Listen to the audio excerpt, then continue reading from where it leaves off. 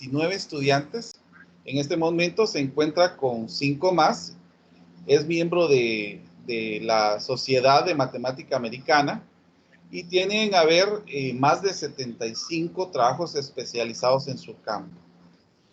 También es colaborador de 10 volúmenes sobre la investigación de las matemáticas. Ha organizado muchas conferencias y sesiones especiales sobre diversos temas de su especialidad en diversos países. También ha dado charlas sobre investigación en varios países de América, Europa, Asia. Y también es coautor de un sistema de comunicación digital patentado en los Estados Unidos. Es editor ejecutivo de la revista de Journal of Algebra y sus aplicaciones y miembro editorial de Sao Paulo en Ciencias de la Matemática y la revista de Matemática. Ha participado en múltiples talleres de su especialidad en Estados Unidos, en Asia y en Europa. Así que bienvenido, Sergio, y gracias por permitirnos conocerte y pues por permitirnos el espacio de conocer acerca de tu trabajo y así también motivar a otras personas en cuanto a este área del conocimiento. Entonces voy a dejar el tiempo en este momento a Humberto para que inicie con el primer ciclo de preguntas y gracias por estar aquí nuevamente, Sergio. Gracias a ustedes por tenerme. Gracias, Juan Carlos. Buenas noches, Sergio. Mucho gusto. Para mí es un honor pues, dirigirme a ustedes esta noche. A todos los presentes, muchas gracias por acompañarnos. Esperamos que esta entrevista sea muy amena. Sergio, la primera pregunta de esta noche. ¿Por qué usted decidió estudiar ciencias? Y me imagino que por ahí hubo alguna motivación. ¿Qué fue lo que lo motivó a estudiar ciencias? Yo frecuentemente hago el comentario poco políticamente correcto de que yo no terminé de matemático por talento, sino que un poco por discapacidad, porque a mí me cuesta mucho entender las cosas a menos que me las pongan muy claras. Quizás pienso demasiado literalmente y cuando en otras disciplinas hay demasiada falta de precisión en el uso del lenguaje, me hago bolas. Pero en las matemáticas, en que se dice lo que se quiere decir con la intención de que signifique lo que uno quiere decir precisamente, para mí eso me cayó como anillo al dedo. Entonces siempre yo le digo a la gente, porque ni modo en Guate cuando uno es matemático, dice, vos sos un genio. Yo le digo, no, todo lo contrario. A mí me cuesta que me expliquen las cosas y solo con los matemáticos sí me puedo entender bien porque ahí no hay medios tintes.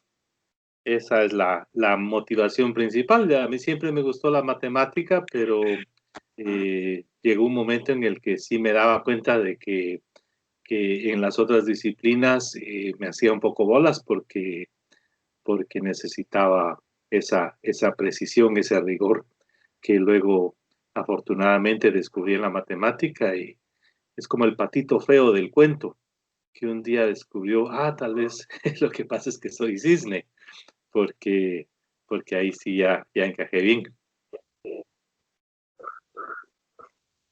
Todos tenemos siempre una persona que nos inspire, ¿verdad? En mi caso, por ejemplo, son mis padres. En su caso, Sergio, para estudiar el área que ustedes manejan y dominan, ¿hubo una inspiración? ¿Alguien lo inspiró para vincularte a esa ciencia, a la ciencia que usted estudia?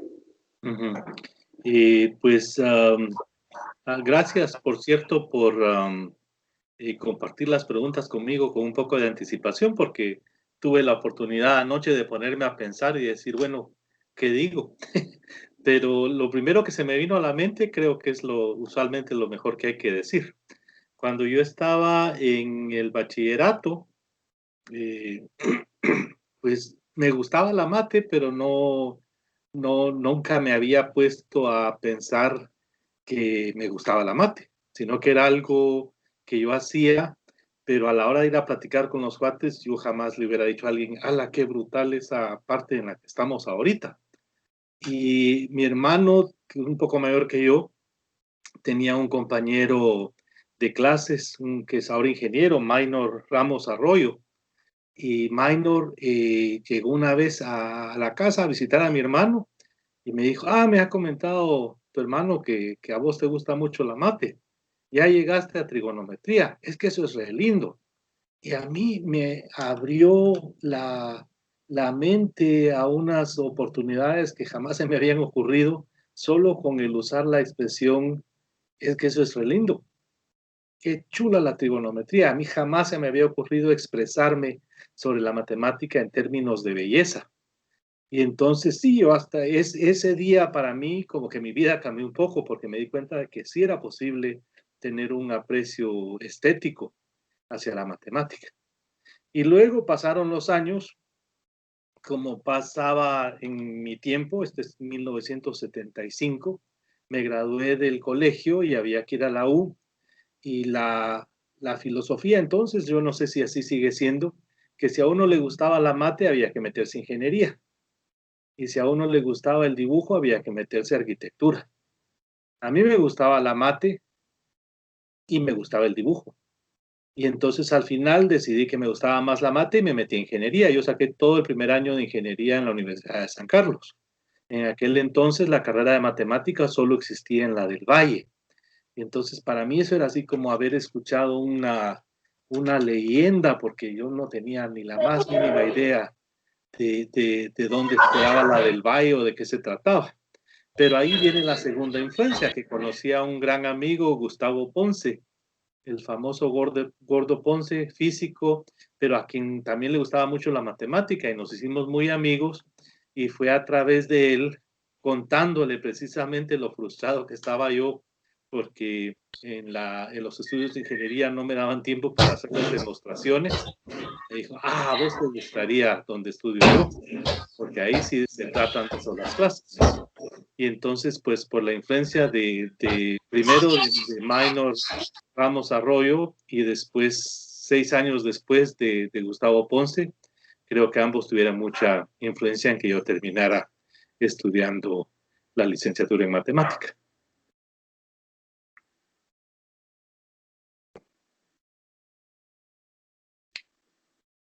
Y eso es todo, Humberto. Le toca a usted.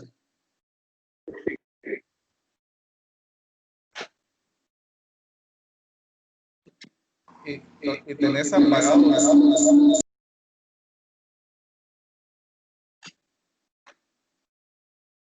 Yo ahorita sí sonó así como un eco. Ya estamos.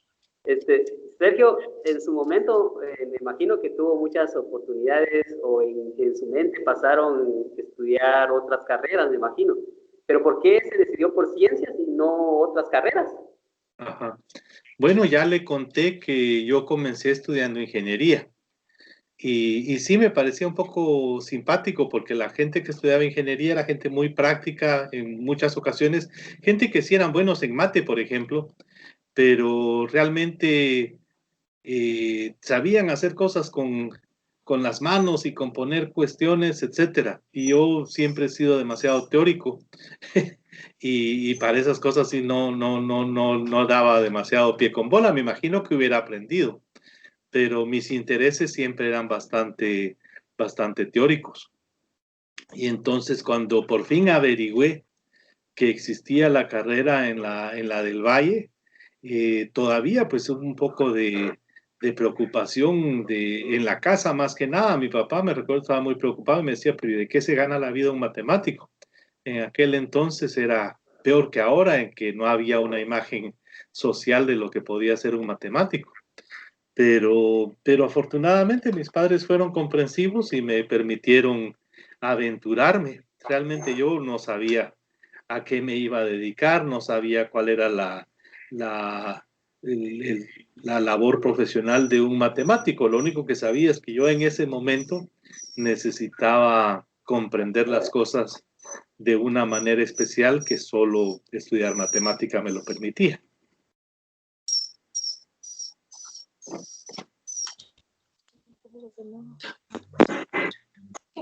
Si oyen unos chilliditos, no soy yo, sino que es el chucho.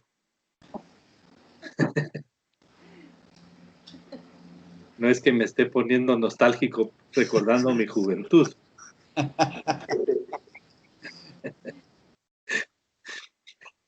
Humberto, tenés apagado el micrófono siempre, ¿viste?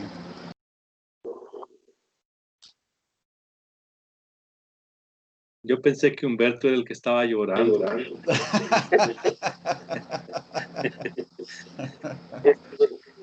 No, no estoy. Yo dije, ya lo conmoví con mi historia.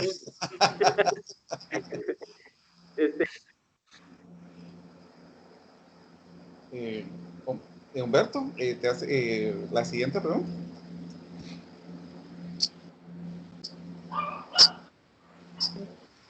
¿Cómo accedió usted a estudiar fuera del país? ¿Cómo se le dio esa gran oportunidad? Ajá. Pues nuevamente, yo quizás me pasaba de ingenuo en aquellas épocas, aunque yo creo que como generación éramos todos bastante más ingenuos en cuanto a la naturaleza de los estudios de ciencia y el estudio de una maestría, un doctorado, cosas así. Yo personalmente no tenía una idea demasiado clara.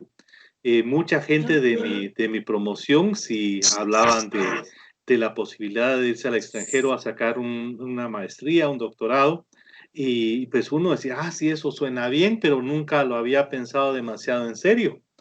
Pero como son las cosas en Guate, yo creo que tal vez ahora ya no son tan como en aquel entonces, pero en aquel entonces sí, a veces habían sube y bajas, ¿no? De que la del Valle, por ejemplo, estaba muy bien, pero y de repente hacían una inversión en parqueos y no sé qué, y cuando sentía uno ya los profesores ya no querían dar clases ahí porque no les iban a pagar. Y entonces había un poco de incertidumbre, pensábamos como que ya no iba a haber quien me diera los cursos de último año. Yo era el estudiante único de matemática a mi nivel en ese momento. Y entonces sí me empezó a entrar un poco de ansiedad de que a saber si me iba a poder graduar o no. Y en ese momento estaba dando clases yo en el colegio americano.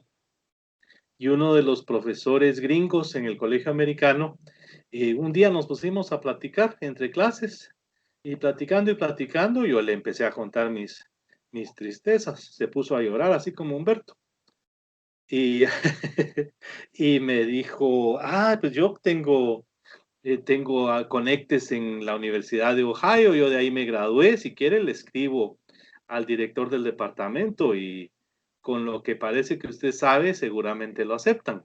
Y estos son otros tiempos, pues esto era en 1979. Y entonces la vida era diferente a como es ahora, porque mi cuate le escribió a su exdirector de departamento y él contestó con una carta diciendo, sí, que se venga. Si sabe tanta matemática como parece, pues aquí lo aceptamos. Y si habla el inglés también como parece, lo ponemos a que dé clases.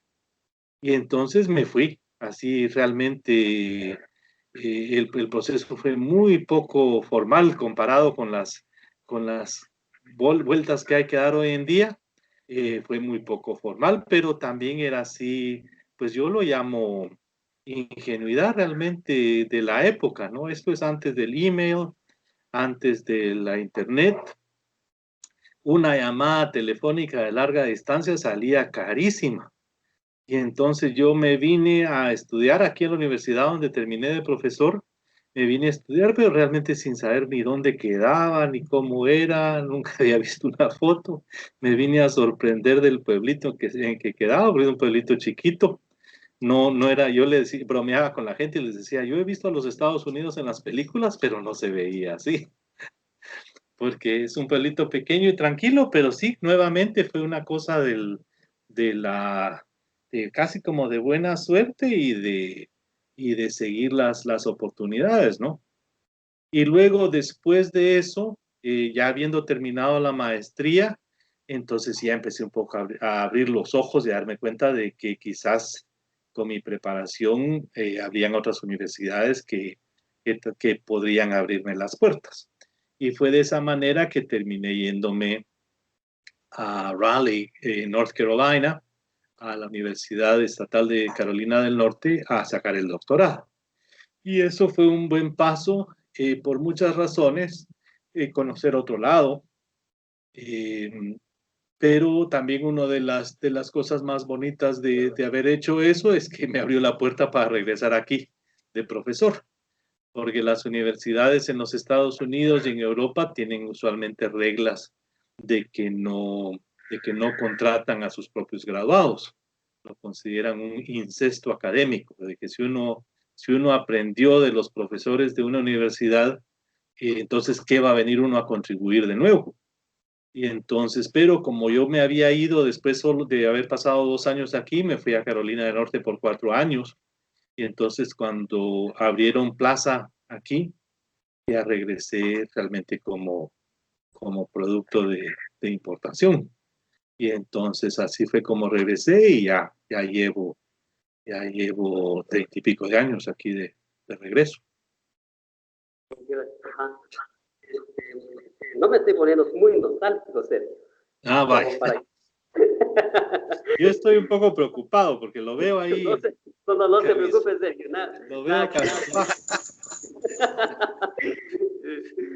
Sergio, obviamente encontró dificultades por lo que nos cuenta, ¿verdad? Pero ¿existe alguna en especial que haya marcado la ruta de sus objetivos? ¿Cuáles fueron y cómo fue que las venció? Si los pudiera compartir. Ya.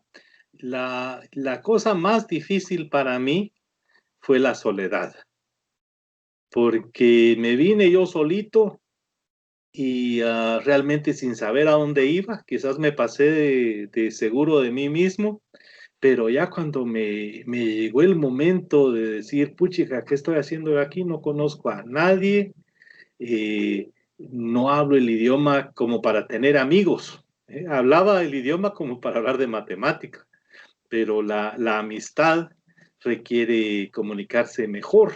Y yo como que en Guate, yo pues nunca había tenido la necesidad de alejarme tanto del centro, ¿no? De mis actividades. Uno va al colegio, hace amigos, va a la universidad, hace amigos, va a un grupo, qué sé yo, hace amigos, pero siempre hay alguien que conoce a alguien que conoce a alguien. Mientras que aquí de repente, de un día para el otro, estaba completamente solo. Y eso sí fue duro. ¿Y cómo vencí el problema? Pues paciencia y acostumbrarse.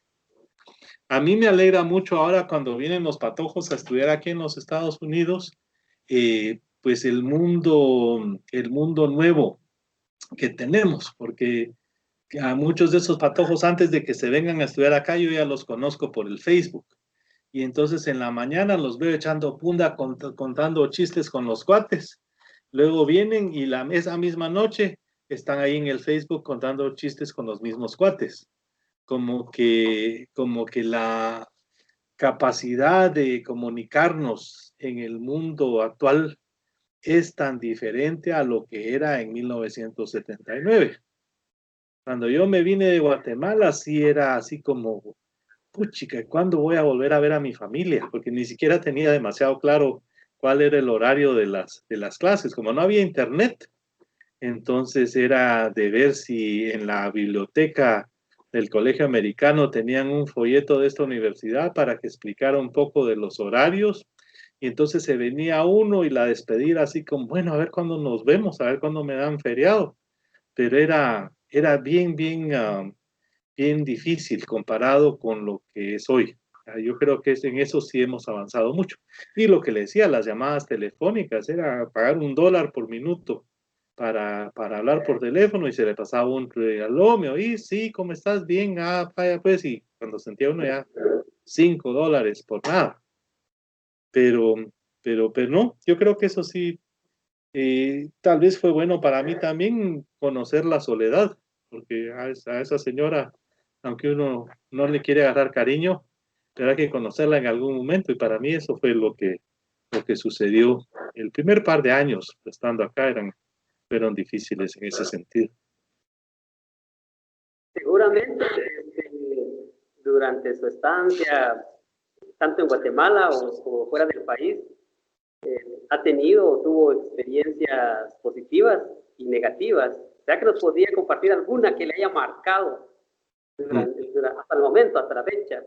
Ya, pues yo creo que una de las experiencias más interesantes y que quizás tienen más impacto más allá que lo académico es pues eso, de repente venir uno y darse cuenta de que todos sus esquemas que uno ha desarrollado en su propio país, con su propia perspectiva, de repente todo es muy diferente. De repente uno viene y uno es un extranjero.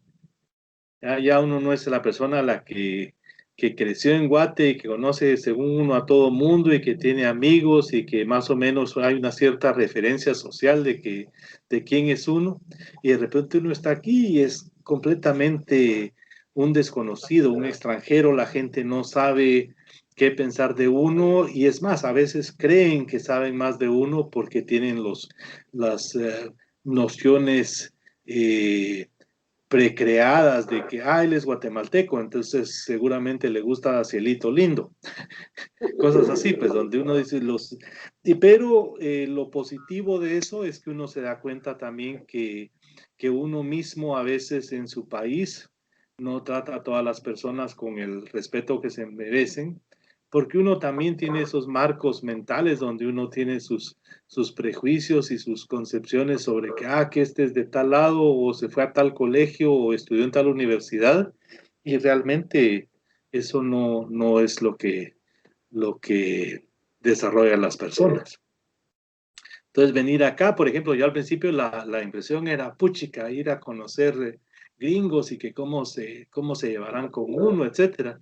Y luego viene uno a hacer un doctorado y hace amigos de Turquía, Grecia, África, el resto de Latinoamérica, y cuando siente uno, pues conoce gente de tantos lados, que eso es una experiencia muy valiosa.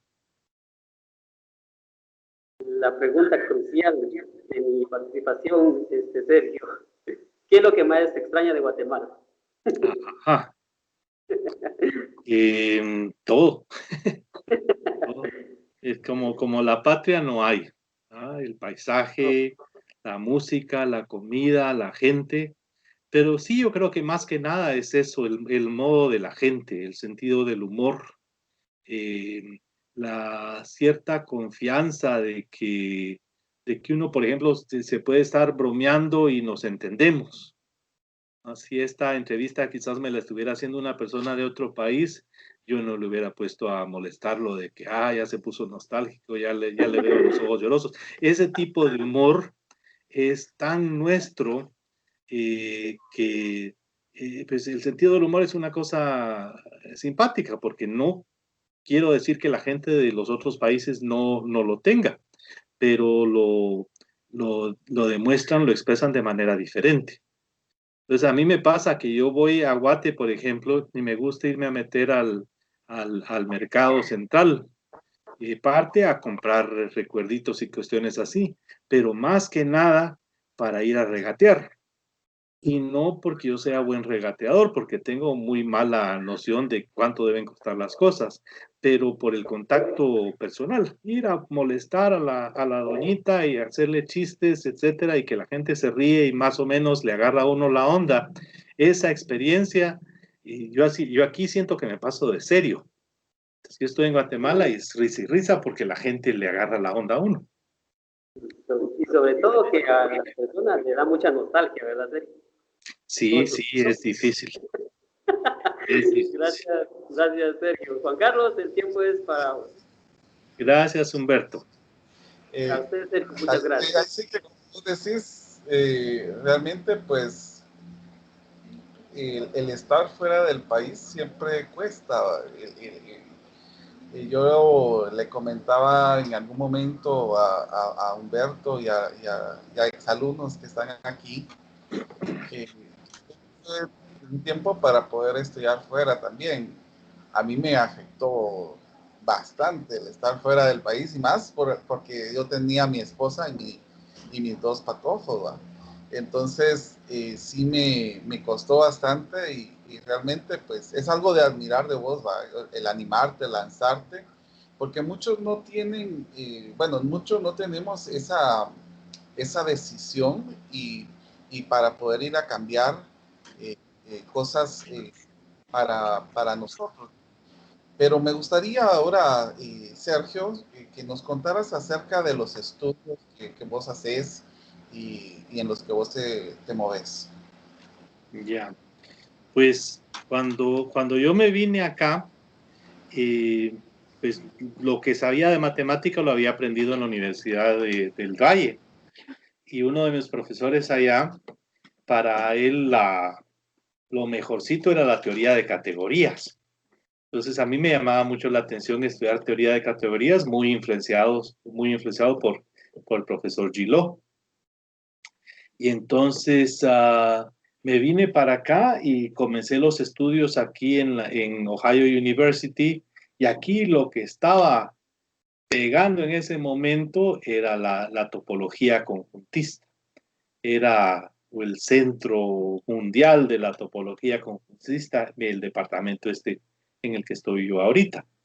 Y pues entonces, si yo me hubiera quedado a sacar el doctorado acá, seguramente por ahí hubiera parado.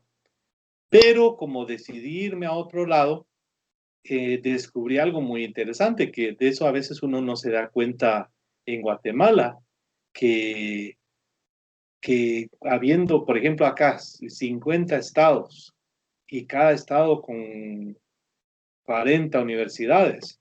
Entonces, cada universidad tiene su saborcito, sus especialidades y entonces hay mucha diversidad de temas, tantos que es difícil imaginárselo. Y entonces, después de que uno ha venido de una universidad donde la topología conjuntista era la pura tos, llegas a otra universidad y te miran así como, uy, ¿y eso a quién le interesa? Eso ya está pasado de moda. Lo que está de moda está el otro tema.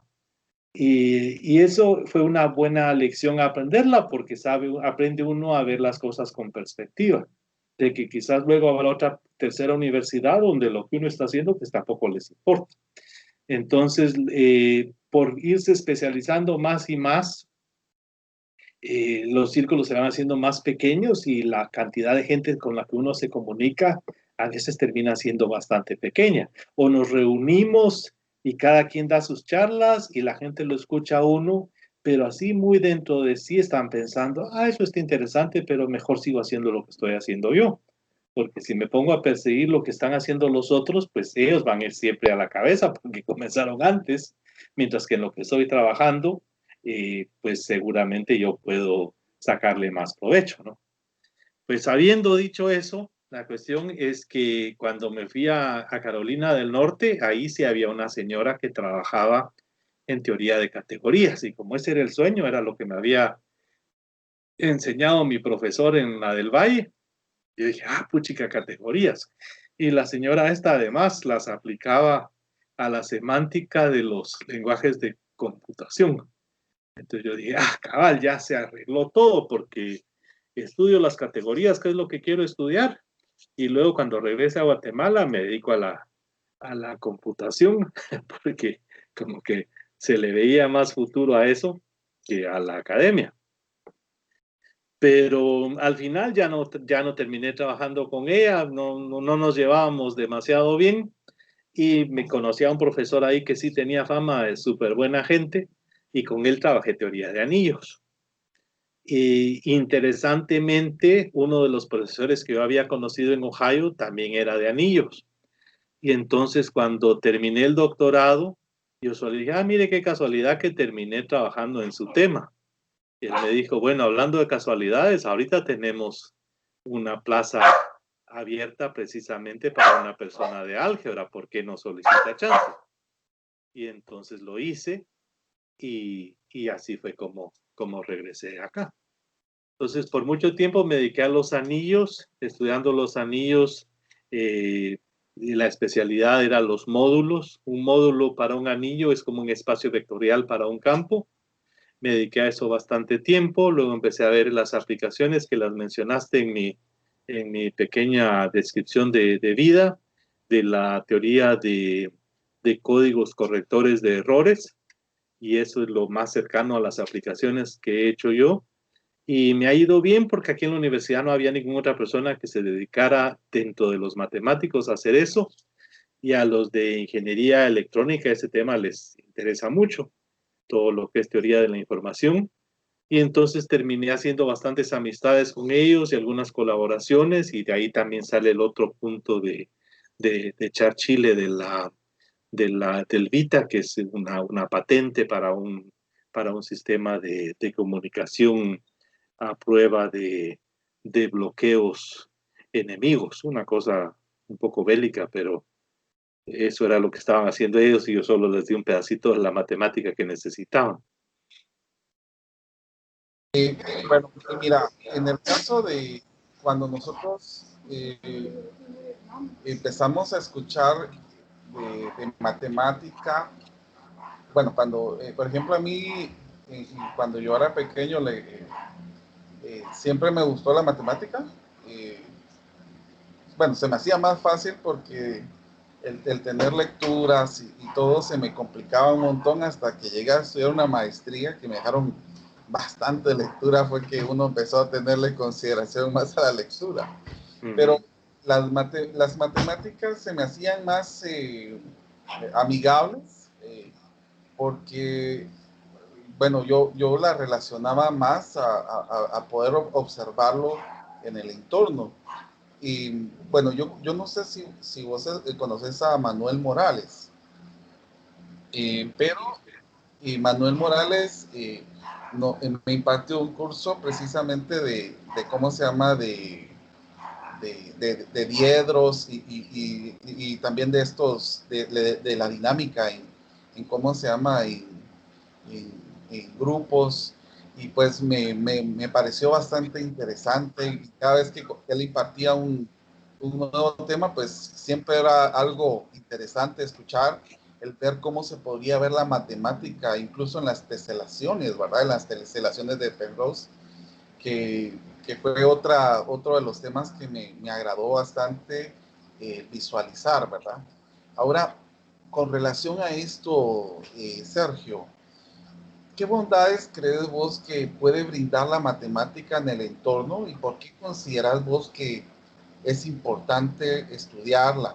Porque, por ejemplo, en el caso de la ingeniería, ingeniería es otra de las carreras que lleva, bueno, lleva matemática no tan directa, sino son como matemáticas aplicativas, ¿verdad? Pero ¿qué bondades crees vos que brindan las matemáticas y cómo consideras o cómo le dirías a un estudiante que es importante estudiarlas? Ujú.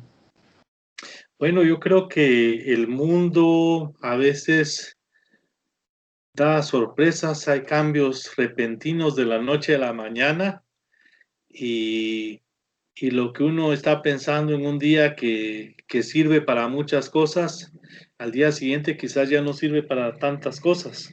Y al revés, ¿no? Cosas que al principio no se les encontraba ningún uso, se les termina encontrando uso. Por ejemplo, nuevamente, cuando uno piensa en la ingeniería clásica, era pues porque había mucha física, entonces había que saber cálculo. Y el cálculo era muy importante y era la entradita a, a los estudios superiores, era aprender cálculo. Y ahora, hoy en día, con las computadoras que ya pueden integrar y ya pueden hacer tantas cosas, los que nos dedicamos a dar clases estamos rascándonos la cabeza diciendo, ¿será que vale la pena enseñar todas estas técnicas o debiéramos concentrarnos más en los conceptos? Porque a la hora de la hora los patojos pueden usar una computadora y hacer los cálculos. Y para mientras han habido áreas como la teoría de los números, por ejemplo, hay una famosa cita de Hardy donde le preguntan a él, bueno, ¿y eso qué hace usted? ¿Para qué va a servir? Y Hardy, que era un matemático puro de aquellos tiempos, medio indignado, dijo que hay áreas de la matemática que eventualmente van a encontrar sus aplicaciones, pero hay otras partes que son tan etéreas, tan bellas, tan puras, que jamás se va a contaminar de la realidad y volverse útiles.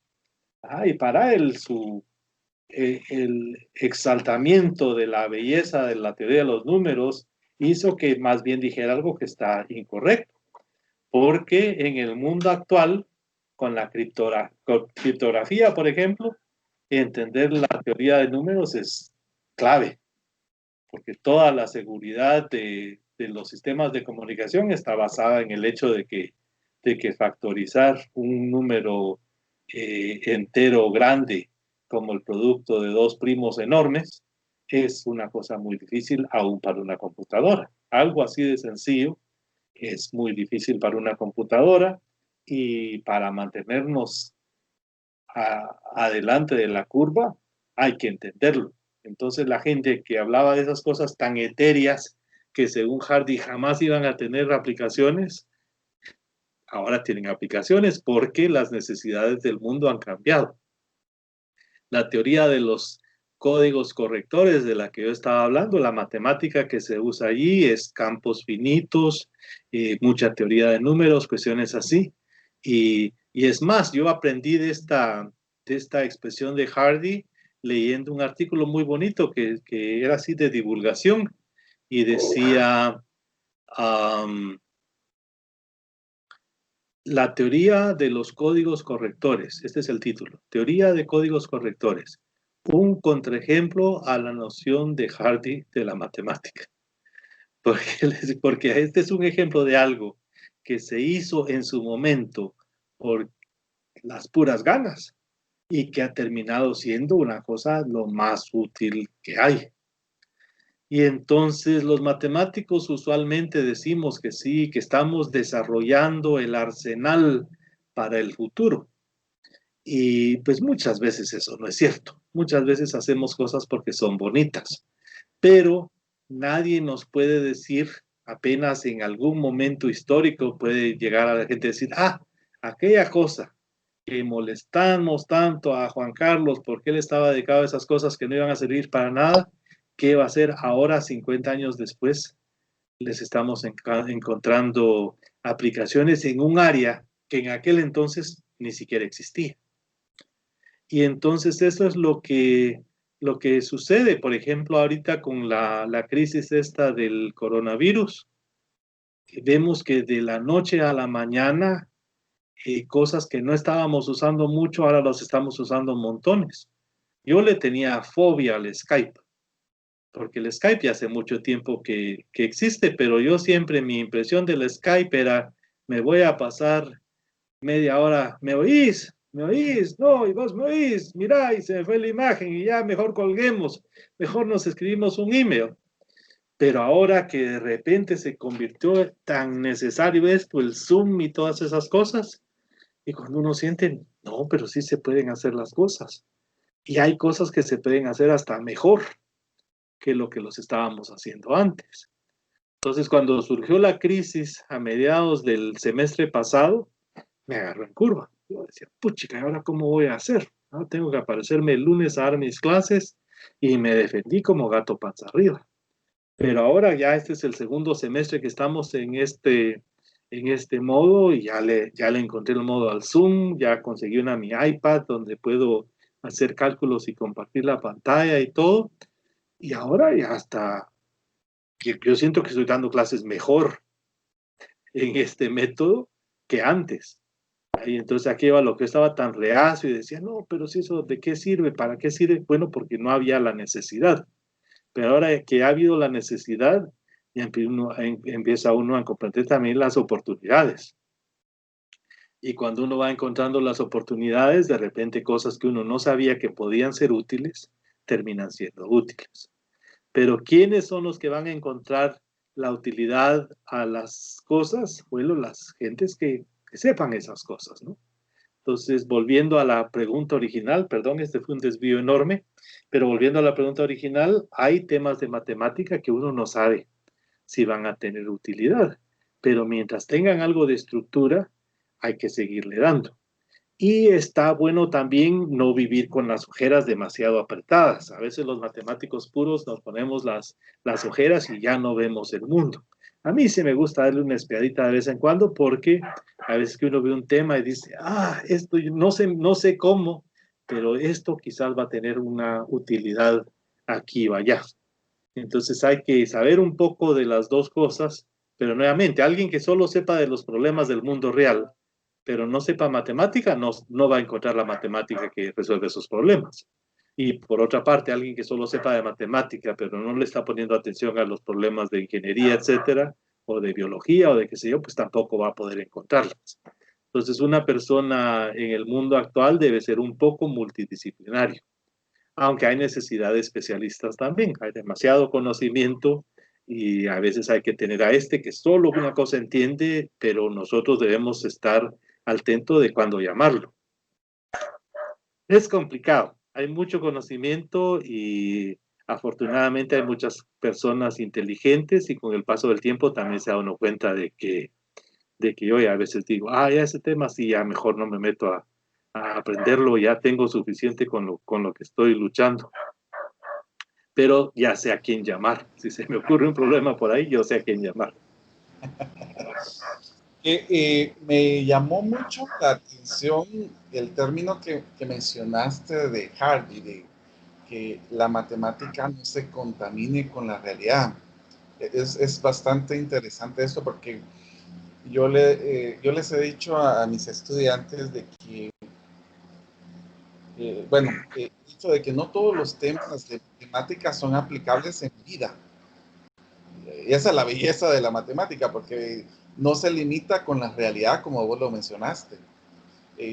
Con que se va viendo más adelante es otra situación, porque, por ejemplo, en el caso de cuando se empezaron a crear comenzando con un tema tan sencillo, con los números imaginarios, tal vez en ese momento no se tenía la concepción para qué iba a servir, pero conforme se fue aplicando, esto se iba viendo, por ejemplo, en ya aplicaciones de electricidad, de electrónica, ¿verdad? En los circuitos RLC. Entonces, la matemática tal vez en el momento uno piensa que tal vez no puede tener una utilidad, pero la matemática no se puede limitar solamente a la parte de la realidad, como vos lo mencionaste. Me quedó bastante bueno en la concepción de Hardy, de que la matemática no se contamina en su totalidad con la realidad. En este caso, Sergio, hay muchas personas ¿cómo se llama? Que al escuchar a matemáticos sobresalientes como vos, les llama mucho la atención el poder seguir este ejemplo. Ahora, hay muchas situaciones que pueden marcar a una persona, muchos prejuicios que pueden marcar a una persona para no continuar sus estudios, sino solamente quedarse, ya llegué a esto, aquí me voy a quedar, ¿va? Entonces, pero, por ejemplo, ¿qué conocimientos básicos crees que necesite una persona que quiera estudiar la rama que vos elegiste? Uh-huh.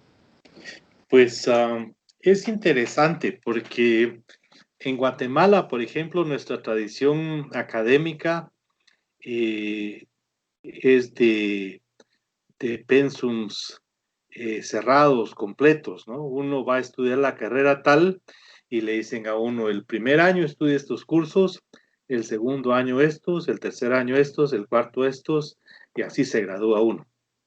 Y hay como una receta muy estricta. Entonces, cuando uno conoce a otra persona que estudió la misma carrera que uno, dice, ¿te acordás de tal curso en tercer año? Ese era bien difícil. ¿Y quién te dio tal curso en cuarto año? Porque uno sabe que esa es la receta exacta. Luego, aquí en los estados, por ejemplo, es un poco diferente el sistema.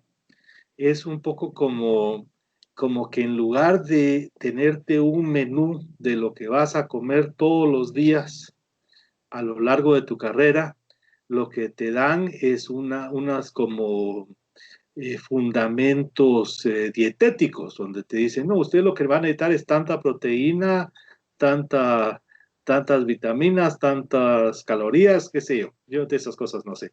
Pero te dan una descripción así y luego dice, bueno, ya que quiere proteína, pues aquí están sus opciones. Aquí está la carne, aquí está el pollo, aquí están los frijoles. Y para sus carbohidratos, aquí está esto, esto y lo otro. Entonces uno arma su comida y pues sí hay un poco de estructura, pero la estructura es un poco más amplia, más abstracta. Pues también yo recuerdo que eso me choqueaba un poco cuando yo llegué acá, porque veía algún patojo que había estudiado matemática y que no había tomado algunos de los cursos que según yo eran un prerequisito para uno llegar a ser un matemático. Y luego venía que estos terminaban en un curso conmigo y uno decía, ¿y este cómo está aquí metido si no ha tomado tal curso que según yo era prerequisito? Pero luego empieza uno a abrir los ojos a darse cuenta de que los prerequisitos quizás no son tan estrictos como nuestro sistema en Guate ha hecho que los pensemos, sino que tener un poco de fe de eso, de que nos reunimos ahora, por ejemplo, cuando yo hago investigación con gente de todo el mundo y todo, pues yo ya he aprendido que no todo el mundo tiene el mismo background que yo, no saben las mismas cosas que yo aprendí, no tomaron los mismos cursos. Y entonces a veces uno en una conversación y dice, como en topología se podría hacer tal cosa. Y hay gente que dice, yo es que yo nunca tomé topología, yo me fui por otro camino. Y entonces uno contribuye porque uno aprendió eso. Pero luego habrá otro que ese sí tomó geometría algebraica, que yo no la tomé, y ellos te dan una contribución y uno dice, es cierto, eso no se me hubiera ocurrido a mí. Y me dice, es que ese es un truco muy estándar en ese tema, o en teoría de números, esto es lo que hacemos. Y entonces se empieza uno a dar cuenta de que no hay un solo camino, sino que hay un montón de caminos que más o menos sí lo preparan a uno. Entonces, claro que a todos nos gustaría pensar que sabemos qué es lo esencial, ¿no? Aún, por ejemplo, aquí en nuestro programa de doctorado hay ciertos cursos que exigimos que la gente los haya tomado o que hayan pasado exámenes sobre ellos. Pero luego te vas de una universidad a la otra y ves que el contenido de esos exámenes comprehensives cambia un poco de universidad en universidad, porque cada universidad tiene unas prioridades diferentes. Entonces, la respuesta a tu pregunta es, ¿qué es lo que necesita la gente saber? Yo diría, hay que saber lo más posible sobre la mayor cantidad de cosas, porque llegará un día en el que uno dice, puchica, ahora me están haciendo preguntas sobre este tema y ese es el tema que yo no tomé. Pero luego cuando uno está colaborando con alguien, resulta que uno tiene la perspectiva que los otros no la tienen. Yo comencé mi historia a Humberto, ¿verdad? No, sí. Yo soy Juan Carlos. Pues, no, y el otro muchacho era Humberto. No. Él es ¿Cómo? el que te preguntó primero es Humberto. Humberto, sí, ya ves que sí me acordaba. Es que hace ratito tenía archivo porque los tenía los dos ahí enfrente. Bueno, cuando le decía a Humberto sobre mis estudios anteriores, que había pasado un tiempo acá y lo que estaba de moda en aquel entonces acá era la topología conjuntista. Entonces, cuando yo me hice algebrista, yo sabía más topología que el algebrista promedio. Y a veces pensaba uno, puchica, el tiempal que desperdicié en eso y al final ni me dediqué a eso. Pero han habido ocasiones en las que estamos colaborando en algún tema o algo y a mí se me ocurre algo y empiezo a explicarlo y me doy cuenta de que se me ocurrió porque en topología así se hacía. Y entonces no hay conocimiento que no sea bueno para uno, ¿no? Y entonces ese sería mi consejo para la gente, cómo prepararse para estudios más avanzados, estudiar lo más posible en donde uno esté. Si de eso hay, de eso comamos. ¿No? Y ya llegará el momento en que la vida le dará una oportunidades y necesidad quizás de irse a especialidad. Bueno, te comento que aquí hay profesores de matemática y también hay estudiantes de ingeniería y algunos que ya son graduados de ingeniería. Entonces, hay algo que me gustaría que vos comentaras, porque por ejemplo, ya que vos sos guatemalteco, ¿pudiste notar algunas debilidades en en la formación de matemática? Entonces, ¿qué debilidades notaste vos cómo se llama en la formación? Por ejemplo, puede ser formación previa a llegar a la universidad, y si encontraste alguna en la universidad, pues que te lo pudieras mencionar. Ujú. Pues aquí, cuando estaba viendo la pregunta anoche, puse mi notita a mí mismo para contestar esta pregunta. Solo puse dos notitas, una que dice una respuesta útil y una respuesta inspiradora. ¿Ah? La respuesta útil es que, bueno, hay que reconocer que el mundo se ha vuelto plano. Ahora ya no tenemos que competir solo con nuestros compañeros de clase, sino con personas de todo el mundo, porque ahora nos comunicamos fácilmente con gente de todos lados, y entonces lo más que uno pueda aprender sirve. Entonces, a veces ponerse a pensar uno como puchica, en Guate estamos fregados, que los colegios no lo preparan a uno suficiente o qué sé yo, pues si lo va a usar uno como motivación, pues está bueno planteárselo de esa manera. Pero por otra parte, y esta es la parte inspiradora, que yo realmente llegué a los Estados Unidos y empecé a conocer a la gente que tenía el major en matemática, y era una ridiculez comparada con una licenciatura de matemática de la del Valle o las de hoy en día de la San Carlos. La gente que saca un major de matemática aquí de una universidad promedio sabe mucho, mucho menos que nuestros patojos en Guate. Ahí estoy hablando desde la perspectiva de gente que estudia matemática como carrera, que ya es un grupito selecto de gente que fueron buenos en mate en el colegio, etcétera. También tenemos colegios malos, pero tenemos colegios también muy buenos.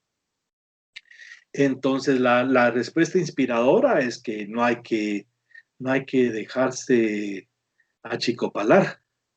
De decir, ay, pobrecito yo, que vengo, que nadie me va a hacer caso. Porque no, nuestros patojos vienen muy bien preparados. Yo recuerdo que esa fue el gran shock para mí, después de que me vine originalmente, porque me abrieron la puerta. Yo no me puse a ver si había otra universidad ni nada.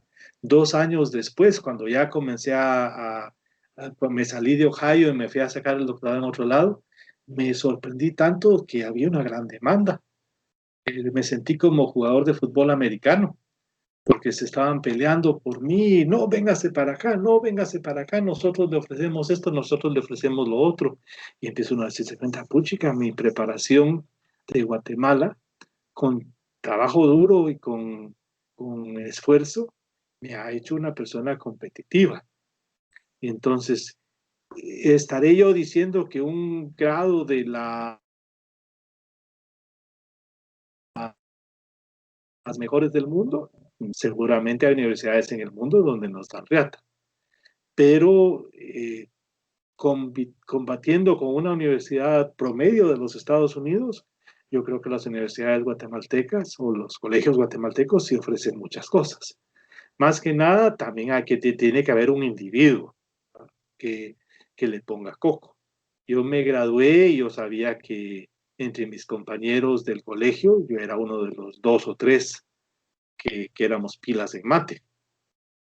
Y eso sucede. Y estudiando ingeniería también habíamos en la San Carlos a los que nos tiraban a la pila, pues sabía uno que era de un grupito pequeño, pero eso sucede en todo el mundo, ¿no? La habilidad de matemática, la habilidad científica, pese a que nos encantaría que a todo mundo le guste, la verdad es que somos pocas las personas a las que nos gusta.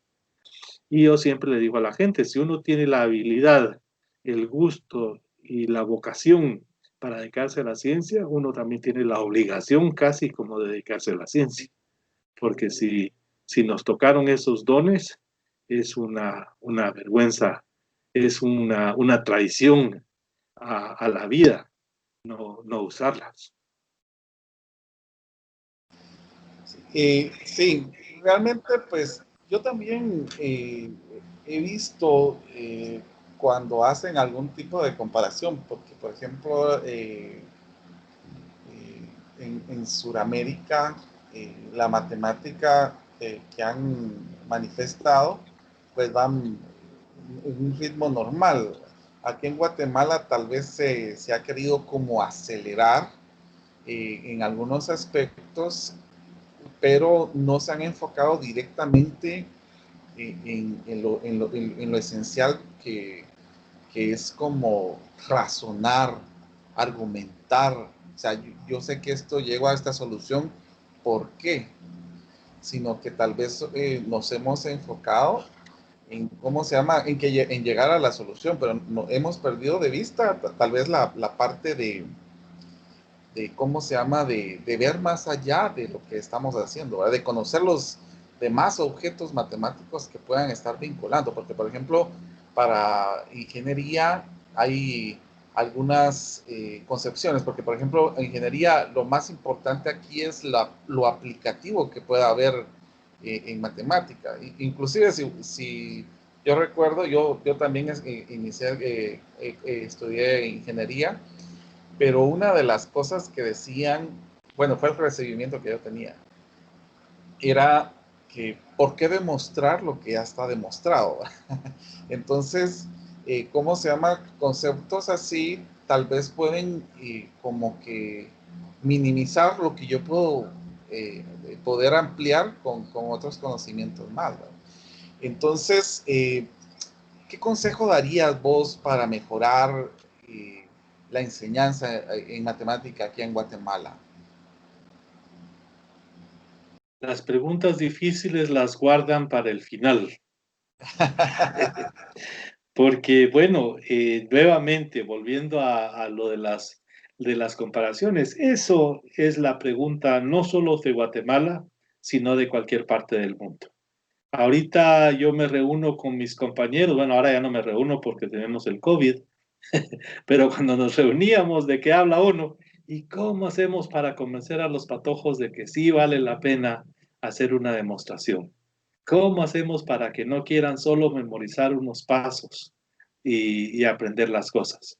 Y es una lucha nuevamente porque quizás somos pocas personas a las que realmente nos interesa.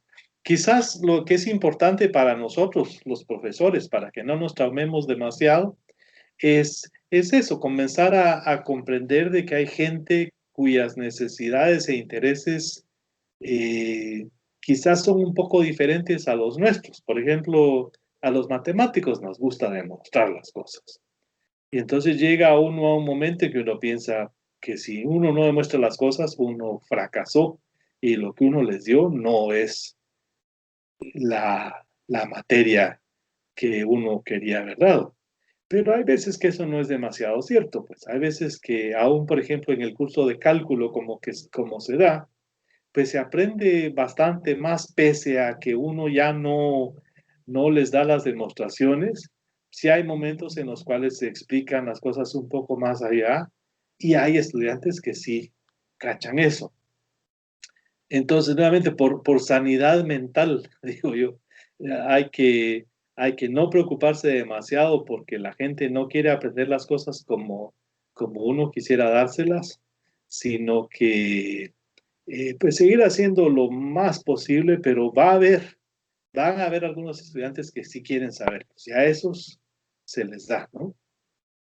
¿Cuál es el dicho aquel de que se puede llevar al caballo al agua, pero no se le puede obligar a que beba? Entonces a veces estamos tan obsesionados con que, es que todo el mundo debe saber eso. Quizás es nuevamente la, la, la misma filosofía que nos condujo a los currículums fijos, ¿no? Donde estos son los cursos que hay que tomar. Entonces uno dice, es que estoy dando esta clase y si no entiende la definición de épsilos y deltas, no va a entender límites. Bueno, tampoco es cierto. Hay gente que la va a entender intuitivamente. Y si la entienden intuitivamente, pues es mejor que no la entiendan. Y es más, hay veces que hay patojos que para mientras entienden el epsilon y delta de una manera mecánica, pero luego no tienen la intuición. O sea que el aprendizaje es un proceso de sucesiones recursivas, ¿no? Uno oye algo una vez de una manera y dice, ah, sí, ya lo entendí. Luego lo oye de una manera un poco diferente y dice, ah, ahora sí, ya lo entendí. Y luego lo oye de una tercera manera y dice, ah, ahora sí, ya lo entendí. Y a veces hasta es tan ingrato uno que sí, ¿por qué no me lo explicaron así la primera vez? Y quizás sí se lo explicaron a uno así, lo que pasa es que uno no estaba listo para comprenderlo, ¿no? Entonces, un área donde sucede mucho es el álgebra lineal. ¿Cuál es el curso ideal de álgebra lineal? Uno donde se aprendan a hacer todas las manipulaciones de filas de las matrices y resolver esto y resolver lo otro, u otro donde se hable de espacios vectoriales en abstracto y se demuestren las cosas sobre las dimensiones, etc. La respuesta a la pregunta es sí. No cuál, sino que las dos cosas hay que saberlas. No, pero ¿cuál se enseña primero? Lo formal.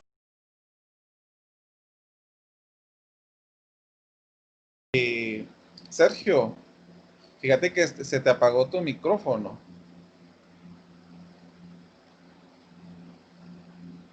Ahora sí ya. Ya.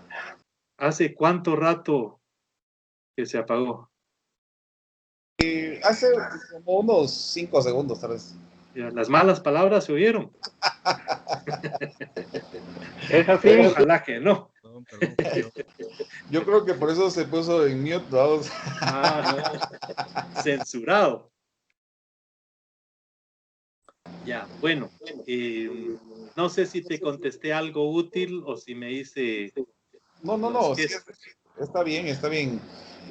Realmente, pues, ¿cómo se llama? El conocer el punto de vista es bueno y nos ayuda bastante a ver, a buscar también otros panoramas para poder explicar, porque como vos decís, bueno, yo recuerdo que, por ejemplo,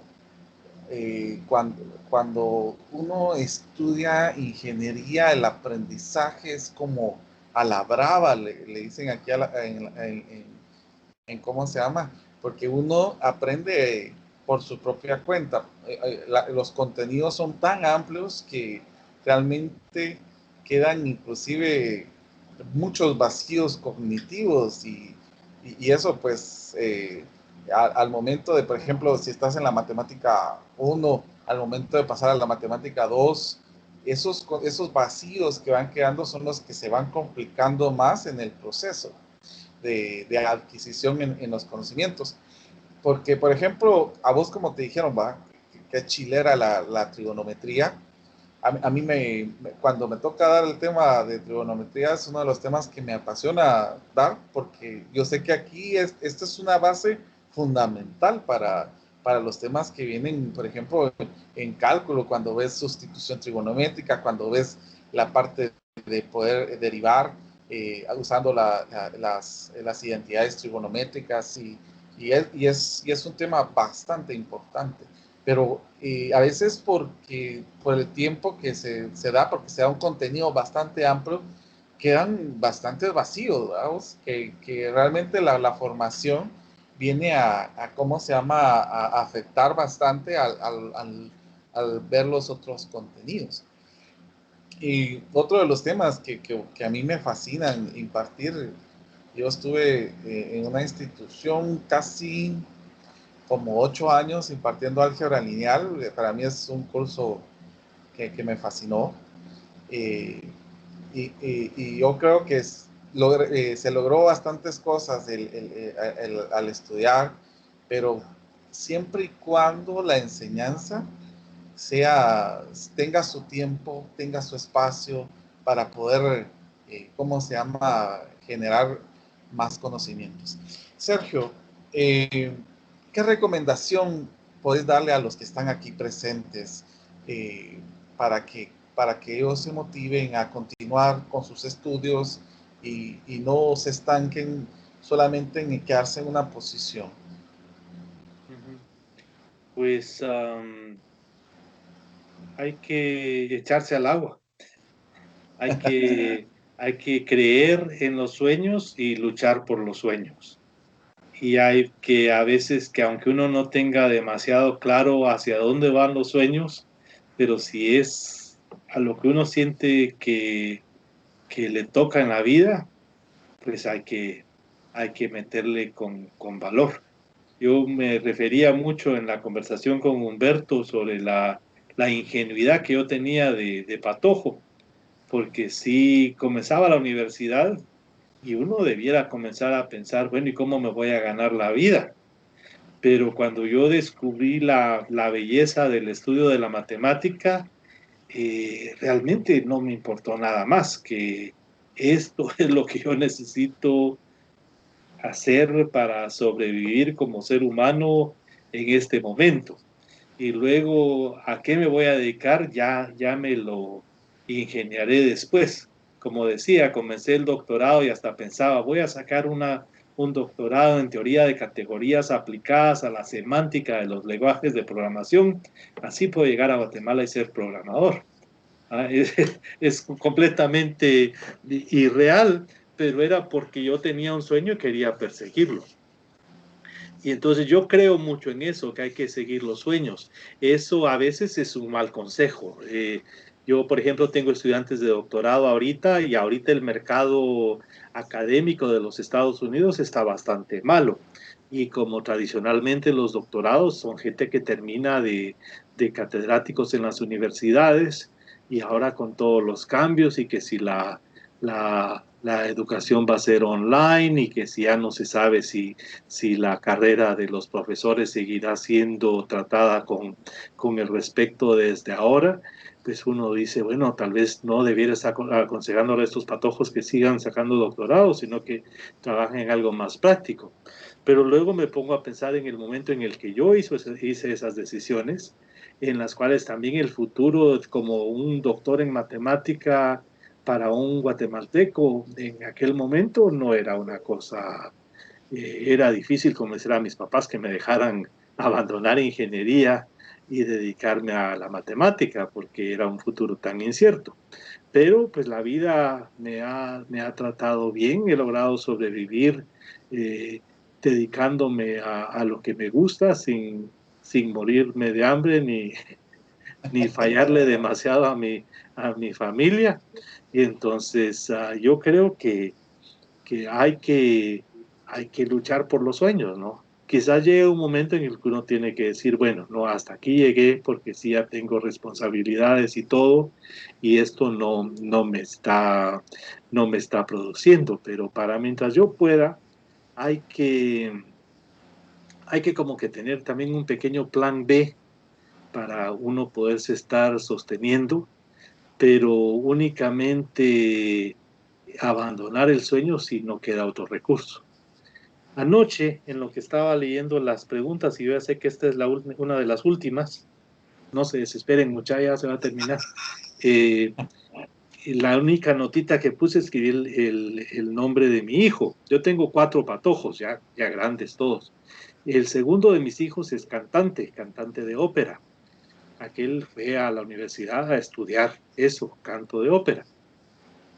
Y pues se graduó, sacó una maestría y todo, y un día dijo, bueno, me voy a ir a Nueva York porque en Ohio, donde vivimos, pues no pasan las compañías de ópera a hacer audiciones. Entonces, cuando había una audición, él tenía que irse a Nueva York, encontrar quién le daba posada, hacer su audición, regresar, y si luego le decían regrese para una segunda audición, echar viaje otra vez. Al final se mudó a Nueva York y estando allá, como al año, comenzó comenzó a trabajar en un gimnasio, ayudando a entrenar a la gente.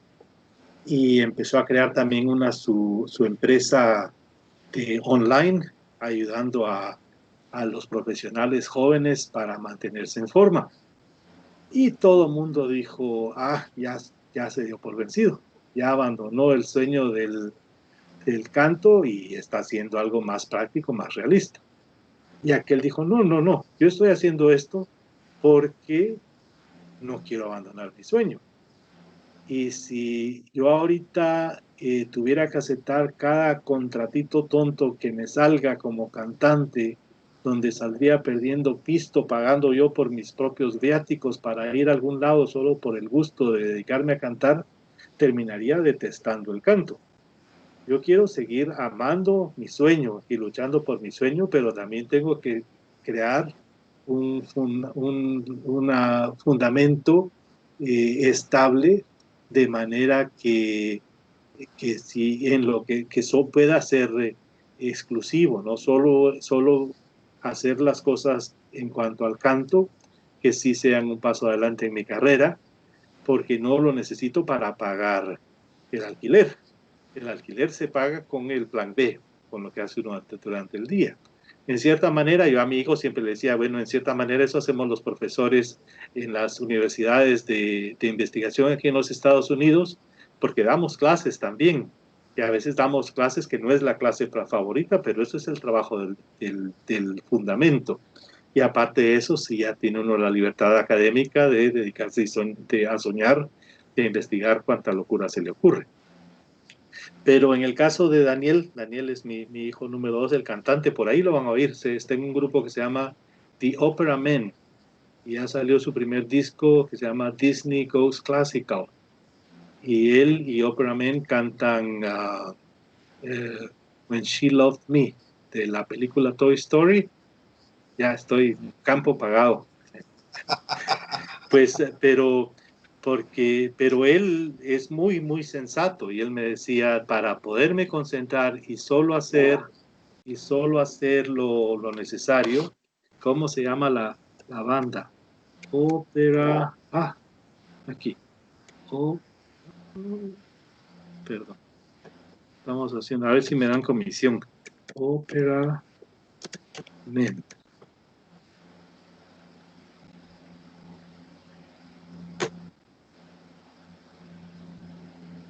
The Opera Men. Y el CD está por aparecer en el mes de octubre, en los primeros días, y se llama Disney Goes Classical. Y se trata de la Orquesta Filarmónica de Londres. Toca canciones de las películas de Disney, pero con versiones clásicas, de ópera, medio operáticas. Y entonces al grupito, son nuevos, The Opera Men, les pidieron una canción, pero para ellos es un gran éxito, porque es su primera participación así, donde se están codeando con gente muy famosa. Y ya en el futuro, pues ya ellos tendrán sus propios discos y todo, pero como para debut es un bonito chapuzón. Y se conecta con esto no solo para hacerle propaganda a mi patojo, sino que porque pues él mostró mucha madurez. Cuando todo el mundo pensaba, ya se dio por vencido, se va a dedicar a entrenador, y no, era todo lo contrario. Él lo hizo para poder mantener el sueño. Entonces, si uno tiene su sueño, pues hay que mantenerlo, porque es lo que nos mantiene vivos. Y entonces hay veces que la vida a uno lo trata muy bien y le da oportunidad, como pues gracias a Dios para mí tengo la oportunidad de dedicarme a lo que me gusta. Yo soy de aquellos locos que se alegran que ya llegue el lunes porque ya puedo volver a trabajar. Y esa es una gran bendición. Pero hay para otras personas que no, que quizás la realidad sea diferente y hay que ganarse la vida con un poco más de esfuerzos, y quizás hacer cosas que a uno no le fascinan, pero siempre hay que guardar el momentito aquel para uno seguir persiguiendo su sueño. Aunque termine de hobby, la cuestión es que hay que hacer lo que a uno le gusta. Sergio, vamos a pasar ahorita al proceso de preguntas acerca de si alguno quiere tomar el micrófono. Vos sabes muy bien este término. Aquí en Guatemala, pues siempre hay gente chiviada que no se anima a tomar el micrófono. Entonces, si alguien quiere hacer una pregunta escrita, la puede escribir y Humberto va a leerlas. Y pues también tienen acceso al micrófono por si quieren hacer alguna pregunta a Sergio.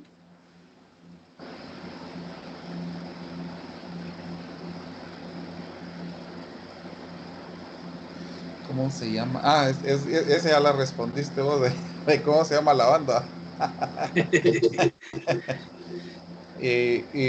No sé si alguien quiere tomar el micrófono para hablar y si no, pues, ¿cómo se llama? Escriban su pregunta y Humberto nos va a hacer favor de ¿cómo se llama? De leerla.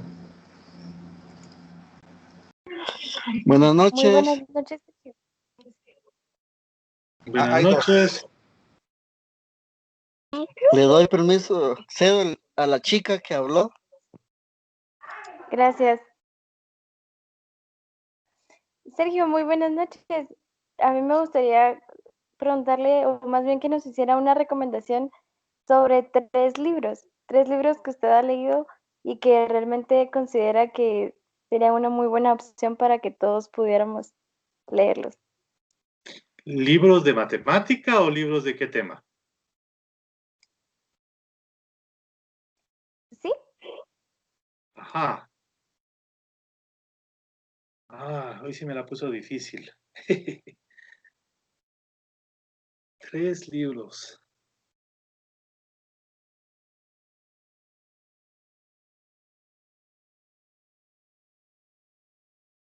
Bueno, a mí en mis años de universidad había descubierto la literatura latinoamericana. En los años 70 era el boom del cuento latinoamericano.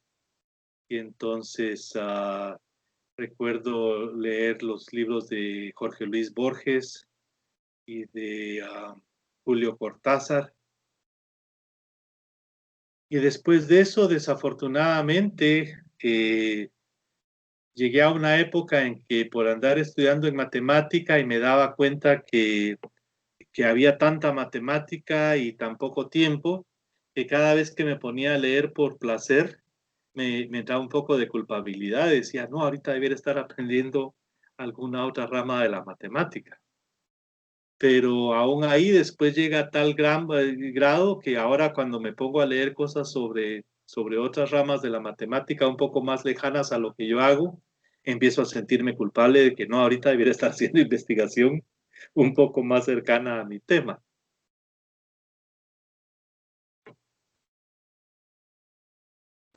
Gracias, muy amable. El otro joven que había hecho la pregunta.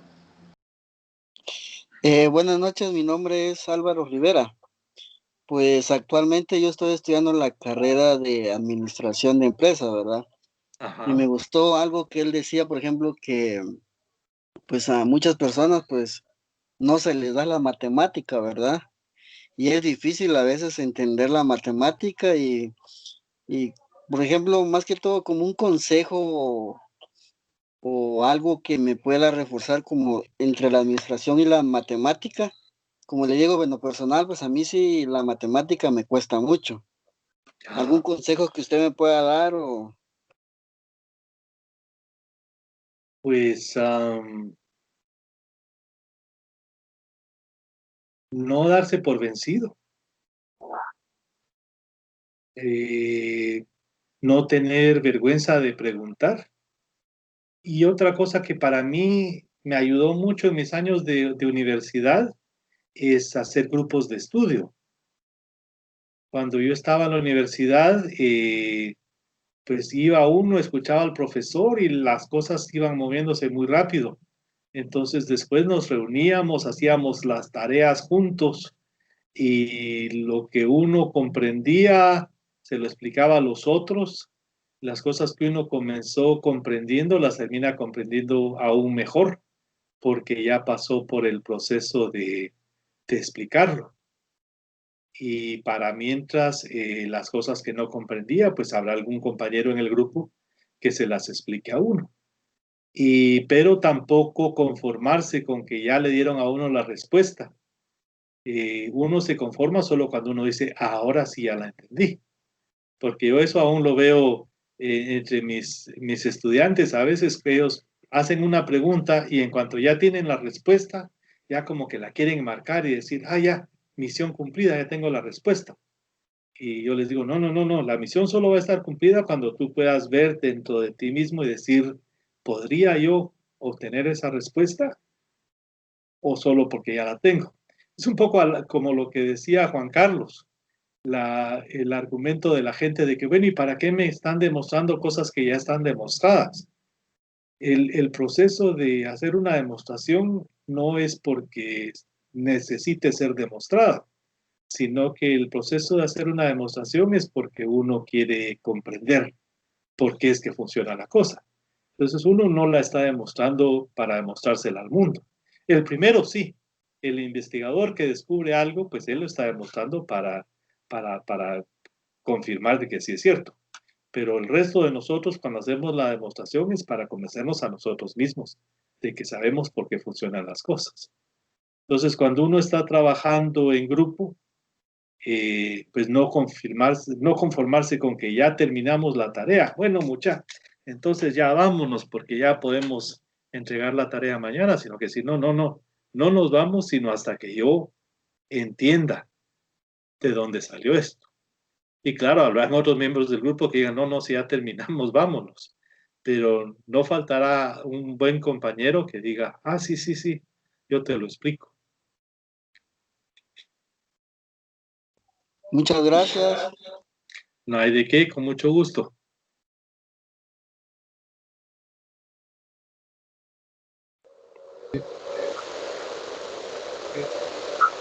No sé si hay otra persona que quiera hacer la pregunta directa.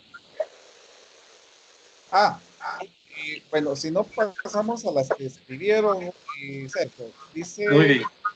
Vivian, aprender matemáticas, ¿a qué ayuda al cerebro?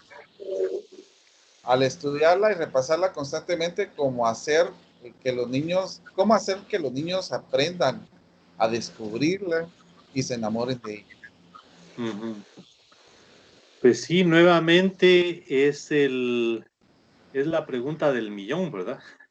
Porque uno quisiera saber cómo hacer y encontrar un balance entre que sí aprendan a hacer las cosas, porque mucho depende de hacer las cosas bien. A mí me pasaba cuando estabas estudiando ingeniería, que a mí de alguna manera, yo no sé cómo se me había metido el bichito este de que yo necesitaba comprender las cosas muy bien.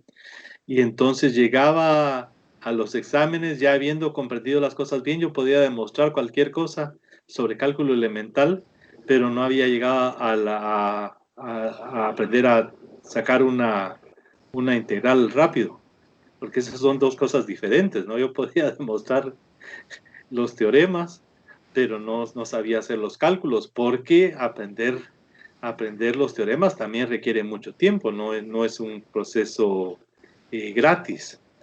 Y entonces, pues nuevamente, lo que hay que hacer es darle a los chicos la oportunidad de que aprendan ambas cosas. Y cada cual tendrá su personalidad y sus inquietudes. El problema, creo yo, tradicionalmente es que hay más gente que sabe cómo seguir las reglas que los que saben explicar de dónde vienen las cosas. Entonces los niños a veces no tienden a tener la oportunidad de ver las cosas explicadas. Entonces cuando eso sucede, pues ni modo, alguien que nunca lo ha visto no sabe pero ni que existe. Y entonces no puede tener aprecio. Pero si uno ha tenido esa oportunidad, pues hay que tratar de compartirla con muchas gentes. Y ahí entre todas esas gentes habrá algunos, no muchos, ¿no? Muchos son llamados, pocos los escogidos. Pero habrán algunas personas que sí agarran el gancho y dicen, ah, qué bonito, no sabía yo que eso se podía hacer. Yo aquí a veces veo patojos que vienen a sacar una maestría y aún así no tienen un entendimiento demasiado claro sobre qué es lo que están haciendo, porque aprendieron cálculo haciendo manipulaciones, aprendieron álgebra lineal haciendo manipulaciones, sufrieron en un curso que había de hacer demostraciones y aún ahí aprendieron a hacer demostraciones, pero como de memoria.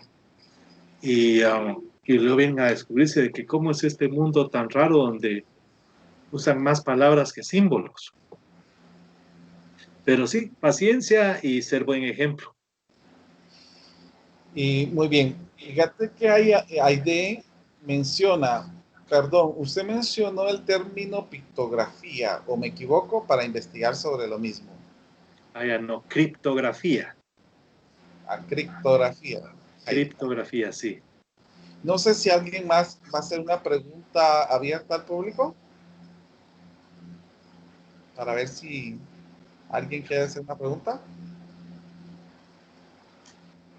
Muy bien. A Octavio estás escribiendo. Vamos a esperar un momentito, Sergio.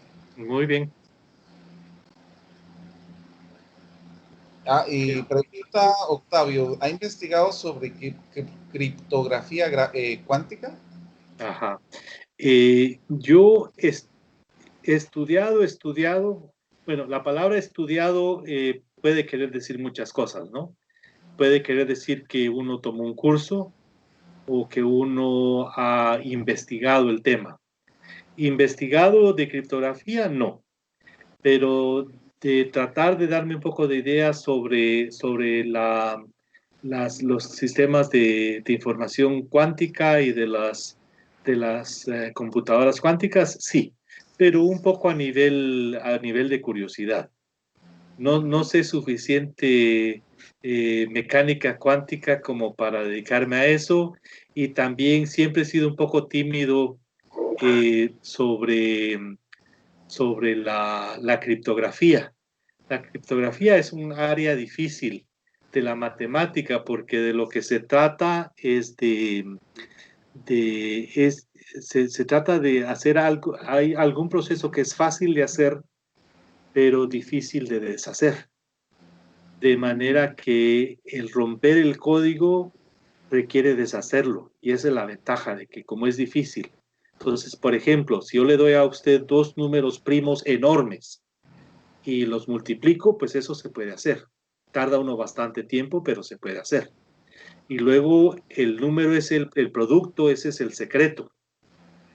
Perdón, eso es lo que todo mundo sabe. Y lo que es el secreto es la factorización. Pero multiplicar es mucho más fácil que factorizar. Si no, recuérdense cuando estábamos patojos, nos pedían que multiplicáramos dos polinomios, claro que sí, pero luego le piden a uno que los factoricen y eso es mucho más difícil porque hay como que es un proceso de medio adivinar, etcétera. Y entonces factorizar es más difícil que multiplicar, y por eso es que la criptografía se basa en lo difícil que es, por ejemplo, factorizar. Y entonces los procesos cuánticos tienen que ver con que un proceso como factorizar, por ejemplo, si llegase a existir una verdadera computadora cuántica, factorizar números grandes se haría en una cosa de segundos, porque el procesador cuántico es como un número infinito de procesadores paralelos y pueden hacer todas los experimentos y en cuestión de segundos haber factorizado un número enorme. Esto todo es en teoría.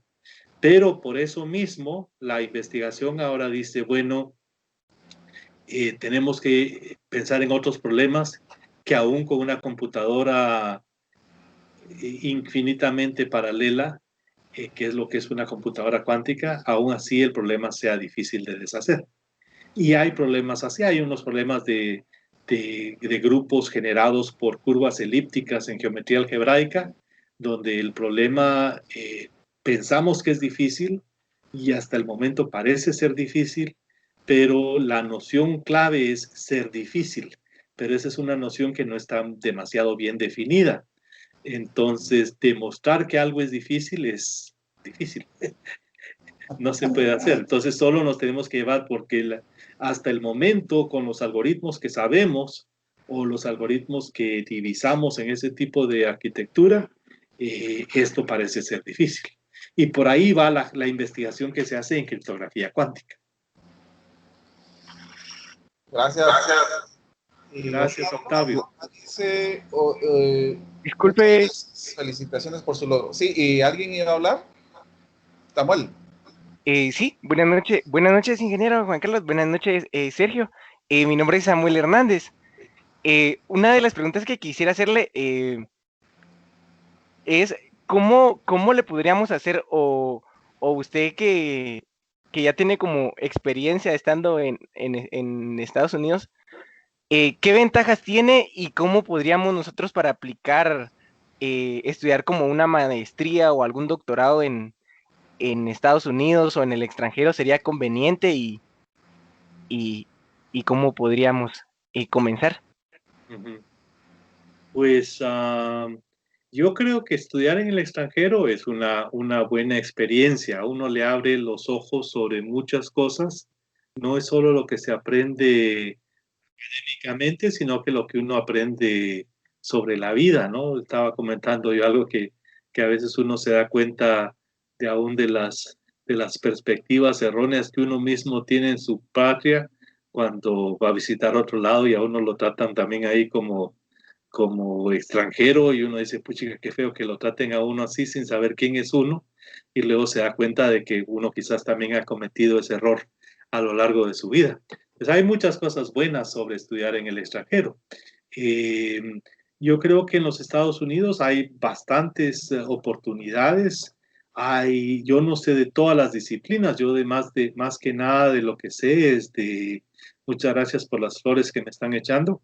Eh, en matemática, y en matemática lo que ha ayudado mucho, especialmente a la gente que viene por un doctorado, es que, es que un estudiante de posgrado en muchas ocasiones es como mano de obra barata.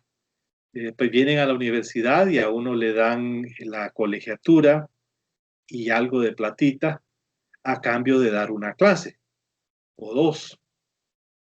Y es un buen trato para uno, eh, pues no está mal pagado, no vive uno con lujos ni nada, pero se sobrevive y saca uno su grado.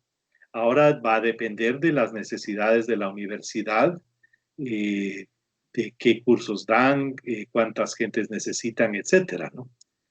Y entonces las universidades mismas pues tienen que hacer prioridades. Por ejemplo, para ellos les interesa más traer un estudiante de doctorado que uno de maestría, porque el estudiante de doctorado también va a aumentarle el prestigio a su programa, va a hacer investigación con su asesor, van a haber artículos de por medio. Y entonces, con el paso del tiempo, lo que ha pasado es que las TAships, las Teaching Assistantships, son más abundantes para los de doctorado que para los de maestría. Pero nuevamente depende de la universidad. Si hay una universidad más pequeña, quizás donde pongan más énfasis en las maestrías, ahí es posible. Entonces, lo que hay que hacer es eso, empezar a investigar, encontrar una universidad donde hagan lo que a uno le llame la atención o donde uno también cree que pueda vivir, porque eso es importante. Yo mencioné que mi primer shock al venirme para acá fue la soledad. Y vivir lejos de la patria es difícil, ¿no? Entonces hay que buscar también, ahora que hay tanta información, buscar un lugar donde uno dice, yo ahí sí me veo desenvolviéndome, ¿no? Aún cosas como, ¿será que es necesario tener carro ahí o se puede uno manejar en bus? Si es una ciudad grandota, pues puede haber buenos medios de transporte, mientras que si es un pueblito chiquito, quizás se puede andar a pie. Entonces hay que aprender un poco sobre el medio y sobre los temas que uno quiere estudiar y basar en eso la decisión y también en las oportunidades que tengan de apoyo. O conseguir becas. Si uno consigue una beca en Guate o de los papás, aunque no sea beca, cabroncito, perdón, debería haber puesto en mute. Pero Suena interesante. Es un vocablo guatemalteco, no igual no es eso. Bueno, dice Vivian, nos enorgullece que un ilustre guatemalteco como usted engrandezca el nombre de Guatemala. Wendolyn también señala, gracias por la entrevista y por la motivación. Sin duda alguna, es un gran ejemplo. Bueno, Sergio, te agradecemos por el espacio que nos diste y al contarnos acerca de vos pues esto también nos hace a nosotros el motivarnos a poder ver otras opciones y no quedarnos solamente estáticos. Hay algo que nosotros sabemos y es que si nosotros en algún momento quedamos estáticos, es porque en ese momento nosotros dejamos de crecer, ¿verdad? Entonces, gracias a vos por permitirnos eh, eh, contactarte y hablar con vos para que pudiéramos estar en esta entrevista y para que nos pudieras platicar acerca de tus trabajos. Solamente para terminar, Samuel menciona, muchas gracias por todo, nos representa con todo lo que hace y especialmente con su cuadro, dice, el cuadro que tenés atrás. Muchas gracias por notarlo. Ya ve que ahí todos los días doy clases con el Quetzal mirándome sobre el hombro. Y también dice Eva, gracias por tan interesante entrevista y también por la oportunidad de conocerlo y agradecer a los organizadores. Dorita dice muchas gracias y Celeste menciona muchas gracias. Sin duda nos motiva a seguir nuestros sueños. Entonces, como te vuelvo a decir, Sergio, gracias por estas... esto que haces y también por representarnos a nosotros en cómo se llama como guatemaltecos, que realmente pues es cuando escuchan Guatemala, bueno, solo en el fútbol sabemos de que sí, nos van a dar la goleada, ¿verdad? Pero han habido bastantes referentes guatemaltecos que han triunfado, por ejemplo, vos, está Pedro Moreira, que sacó su doctorado en Europa, también está Fernando, que ahorita está como director de cátedra en física en Italia. O sea, hay bastantes postores que nos han permitido ver que nosotros podemos. Y eso es lo que te agradecemos por la accesibilidad. Porque yo no sé si vos te has dado cuenta, y yo creo que todas las entrevistas lo voy a mencionar, pero es así. Eh, Cuando alguien se gradúa en Centroamérica, siempre pone su título.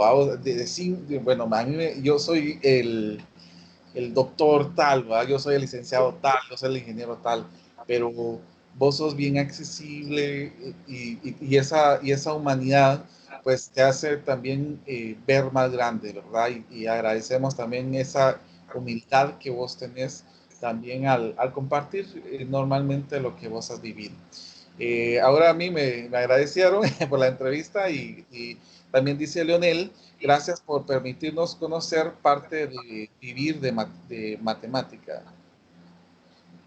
Y Mayra, me da mucho gusto de conocerlo y solo por el hecho de ser guatemalteco, pues te están señalando que se sienten muy orgullosos. Rocío dice, muchas gracias por esos consejos eh, dados es una gran motivación para todos el compartir esas experiencias de vida. Aníbal, muchas gracias por todo. Y hay bastantes que te están escribiendo por lo mismo. Y alguien que Sobre señala... todo el acento chapín. Exacto.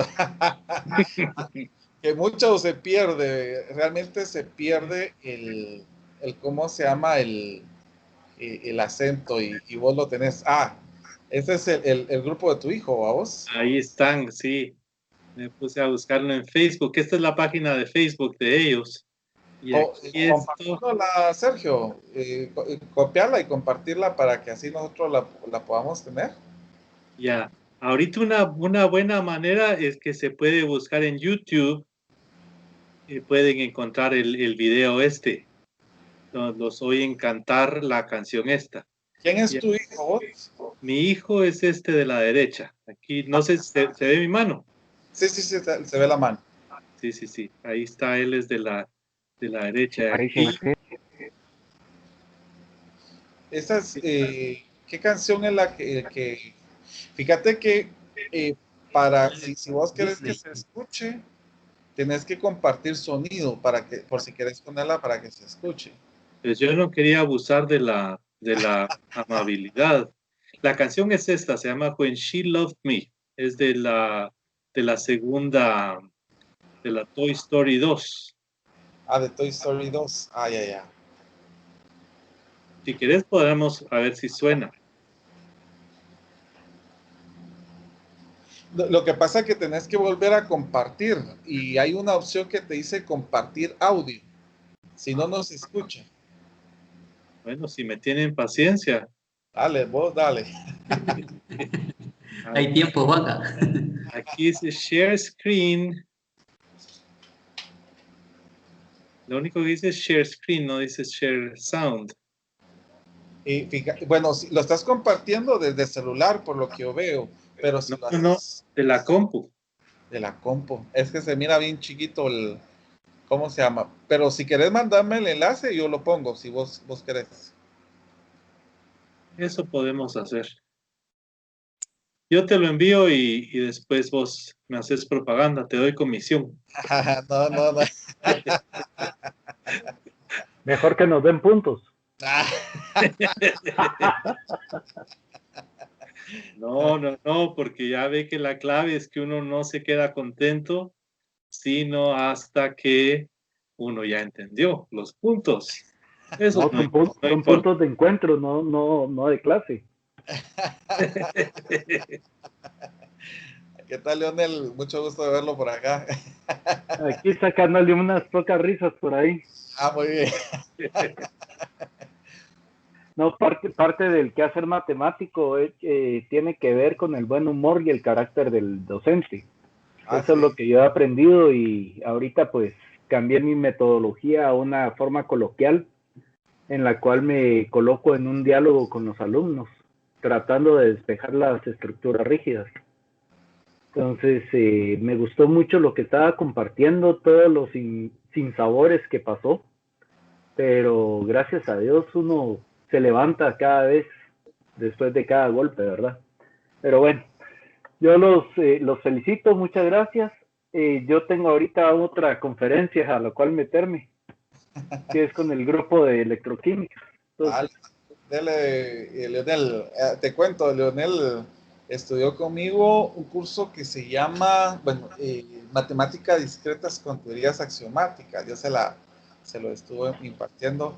Leonel es una persona muy luchadora y también le echa muchas ganas al estudio. Y coronado con algunas canitas también. ¿Coronado con qué?